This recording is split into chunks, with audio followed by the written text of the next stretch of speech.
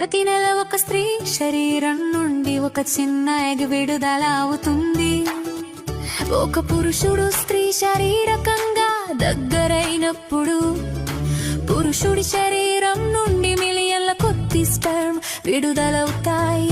అవన్నీ ఆ ఒక్క ఎగ్ ని కనుగొనడానికి ప్రయత్నిస్తాయి.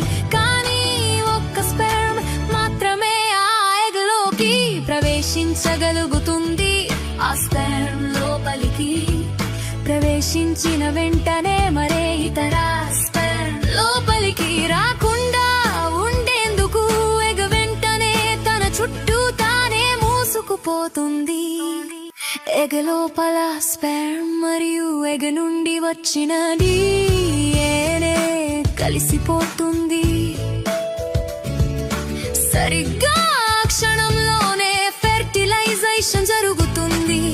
ఇది శిశువు యొక్క ప్రారంభం. అప్పుడు ఫెర్టిలైజ్ గర్భాశయం వైపుకు ఫెలోపియన్ ట్యూబ్ గుండా ప్రయాణించడం ప్రారంభిస్తుంది. కొన్ని రోజుల తర్వాత ఎగ్ చిన్న కణాల సమూహంగా మారుతుంది. దాన్ని బ్లాస్టోకిస్ట్ అంటారు.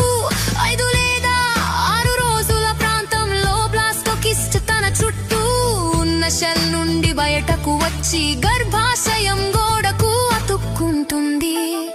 దీనిని ఇంప్లాంటేషన్ అంటారు. అప్పుడే శిశువు యొక్క అసలైన పెరుగుదల ప్రారంభమవుతుంది. 9 నుంచి 12 వారాల వరకు దానికి గుండె, మెదడు, వెన్నెముక, చేతులు, కాళ్ళు స్పష్టంగా ఏర్పడతాయి.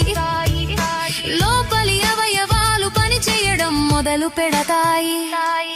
చివరికి దాదాపు 40 వారాలకు ఆ జీవం పూర్తిగా ఎదిగి పుట్టడానికి సిద్ధమవుతుంది. ఇలా ఒక జీవం ఒక శిశువు రూపం దాల్చుతుంది.